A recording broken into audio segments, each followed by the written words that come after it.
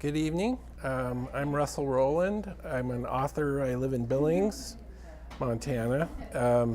And I'm here in Helena at the Montana Book Company to talk about one of my latest books called 56 Counties. I'm going to do a little reading here tonight.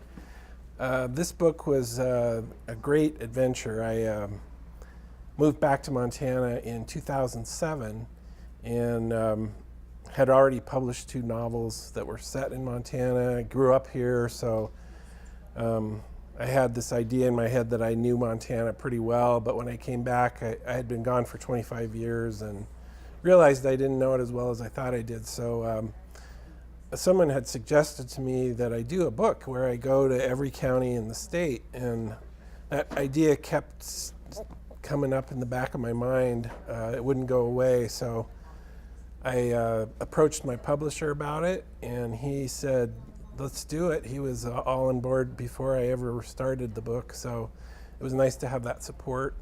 Alan Jones in Bozeman is the publisher. The publisher is called Bangtail Press. And so yeah, I started my journey about 4 years ago. I traveled all over the state, went to every county seat, and interviewed people. I approached anybody that looked interesting, or I went to museums, I went to coffee shops, and just started talking to people, told them what I was doing, and I was very pleased to find that people love to tell their stories, plus they love to talk about their town and the area where they live. So it was a great adventure, you know, getting to know people from all over the state, seeing parts of the state I'd never been to. Some of the big surprises were like Libby, which I had never been to, and just was amazed how beautiful it is up there and how sad it is that the asbestos crisis up there has done so much damage to that community. There were a few themes that sort of emerged while I was doing the project, so I ended up asking a lot of the same questions, like how did this area, you know, come about? What was the main industry that brought this town into being? And so that's how I ended up arranging the book too, was by industry. So there's a chapter on mining, there's a chapter on farming, a chapter on ranching, logging. So I kind of picked the counties that, I put the counties in the chapter that was the most dominant industry of that area. And of course that sometimes changes too. Tourism is now the second largest industry in Montana. It passed all the others a few years ago. So we've got agriculture, which will probably always be number 1, and then tourism is now number 2. And you know, the towns that have embraced that seem to be the ones that are doing well, and the ones that are trying to fight to hang on to the old ways are the ones that seem to be struggling more. So that's always kind of fascinating. I guess my main goal was to just take people on a voyage with me to discover what Montana is about, what's important to the people here now, and how that sort of took shape. I read a lot of books about our history, so I talk a lot about the history. So there's sort of a story of, you know, how we got to where we are, and you know, some of the events that were really crucial in shaping the way Montana looks today. You know, I have 3 books that are loosely based on our family history. My mother grew up in southeastern Montana, down in Carter County. The ranch is still in our family. So the first book, In Open Spaces, takes place on that ranch. There's a lot of factual stuff from our family in it, but it's mostly fiction. It starts in 1914 when my grandfather's brother drowned, and he had to leave school to go back and work on the ranch. So he sort of my grandfather narrates that story, and so it ended up being a trilogy. That book, The Watershed Years, and Arbuckle, which I happen to have right here. That's my latest book. those 3 books are all related. They're all about the Arbuckle family and the ranch down in southeastern Montana. So I was born in Bozeman. My dad was a student at the university there when I was born. We only lived there for a couple years, and then we ended up moving around quite a bit, but we were always in Montana or Wyoming, and I ended up growing up in Billings. So I have a strong connection to the state from way back. My mom grew up on that ranch. My dad was from Wyoming. But yeah, I just, like I said, I'm pretty obsessed with,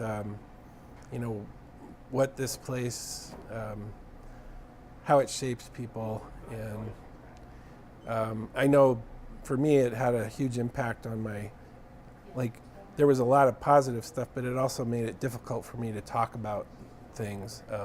I had to learn, when I was living in other parts of the country, I learned a lot about, I did a lot of therapy and stuff to learn how to deal with things that I never really learned how to deal with as a kid. So, there's a 2 sides to the coin here, I think, in Montana. I talk in the opening of this book about how it finished #1 in a poll of the most happiest people in America, and it's also #1 in the suicide rate a lot of the time. So there's this weird sort of dichotomy of, people love it here, but it's really hard to deal with not being happy here. So it's an interesting place, complex. There was I talked to a couple of good specialists in healthcare about that, and there's a lot of factors. Isolation, of course, is a huge one. The number of people per square mile is smaller than most states in the country. The legacy of suicide, where there's a long history of it. A lot of people have suicides in their family history, so that kind of gives people permission sometimes. There's also, of course, the huge gun owner rate, so accessibility to firearms. And then there's the lack of mental health care, which is really bad here. There's 1 psychiatrist east of Billings in the whole state. So there's just a lot of factors that come together. I was also kind of surprised. You'd think that the reservations are the leading counties in suicide, but it's not true. The ones that have some of the counties that have the highest suicide rate are nowhere near the reservations, like Beaverhead County, Silverbow, Park County. So it's not just the natives. There's a lot of people that are struggling with depression in this state.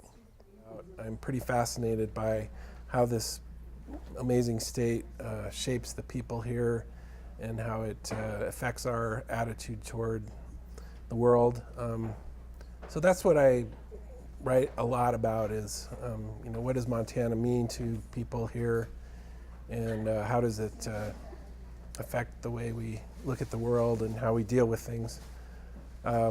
So yeah, I talk about a lot of positive things, but also some of the dark sides of our state, the suicide rate, and some of the things that we have struggled with throughout our history.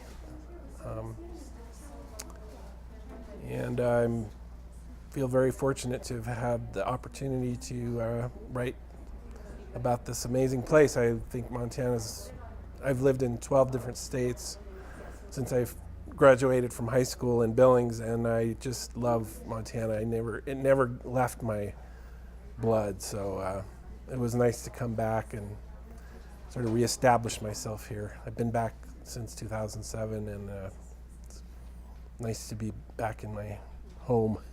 Mm-hmm.